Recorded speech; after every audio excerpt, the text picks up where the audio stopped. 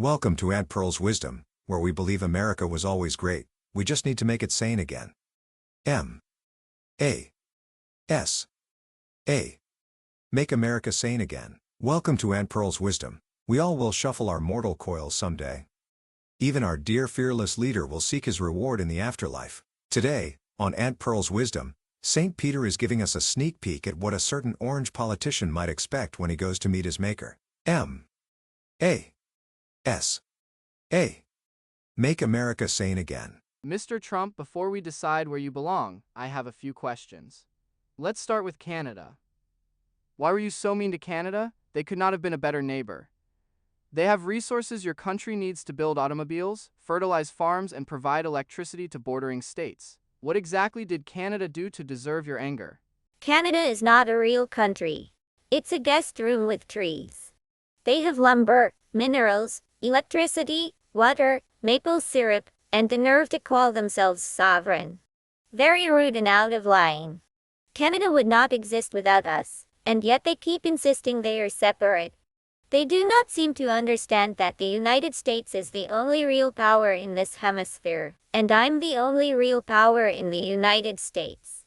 Canada, Cuba, Venezuela, Greenland, Mexico, Panama, all of them are all ours by virtue of the Monroe Doctrine. So your defense is that they had the bad manners to be independent. Exactly. Finally, somebody understands. Let's move on to Washington. You tore down part of the White House for a ballroom. You wanted your name on the Kennedy Center.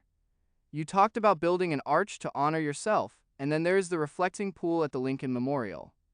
Blue paint, green algae, peeling sealant, fences, excuses. Was there any part of the Capitol you did not mistake for one of your hotels? The reflecting pool would have been perfect if Biden and Obama had not snuck in at night to vandalize it. There was no reason to take bids. Juan and Jose have maintained the pool at Mar-a-Lago for years. They work cheap. Because of my legendary frugality, I almost got the whole thing done for $25,000. According to the papers, the repairs cost millions, and the whole thing may have to be repaired again. How did $25,000 become millions? Well, obviously, I deserved a finder's fee. Not many people can find a $25,000 job and turn it into a national monument to leadership. I was trying to make the taxpayers think they were actually saving money. A little reward for me was only fair. You're saying you saved money by spending millions? That is business. You would not understand. You spend your whole day with your head in the clouds. Now we come to immigration. During your first term, children were separated from their parents at the border. Later, when both parties worked toward a solution, you told your sycophants in Congress not to pass it because Joe Biden might get credit. Then, in your next term, you and your people Tom Homan, Kristi Noem, and the rest turned cruelty into a campaign promise. What possible defense do you have for frightening families, locking people up, and treating children as disposable? It was deterrence. Very strong deterrence. People cried, yes. Children cried. Mothers cried. Fathers cried. The crying is how you know the policy is working. Besides, my people loved it. They wanted toughness. I gave them toughness.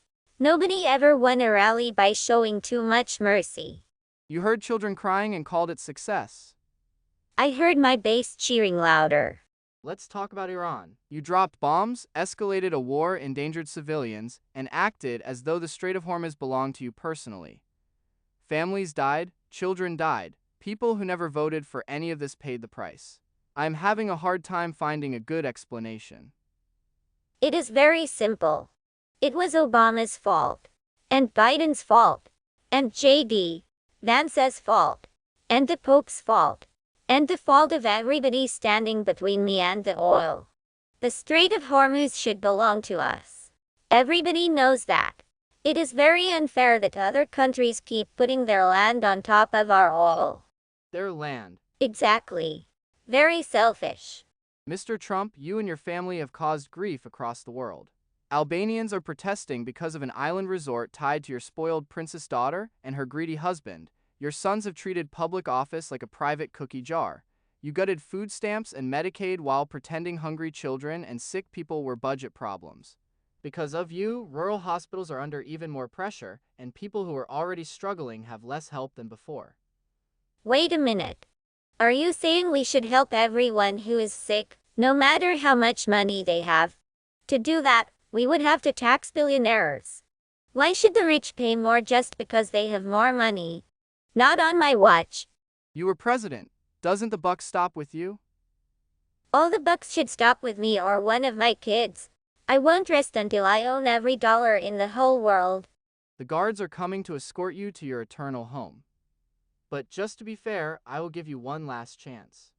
Can you name one thing you did in your life that was not selfish, cruel, corrupt, vain, stupid, greedy, or illegal? Be careful.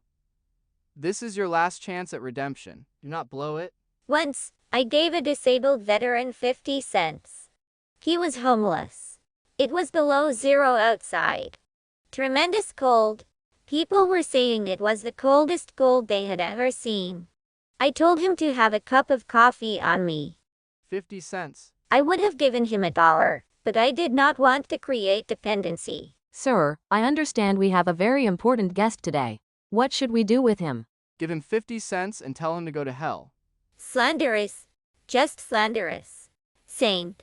Peter could never send me to a place that must be crawling with Democrats. I've reviewed the show for next week. It is all about how I conduct cabinet meetings. Look, their depiction is accurate, but so what? Find out what a bunch of low IQ Democrats think passes for humor.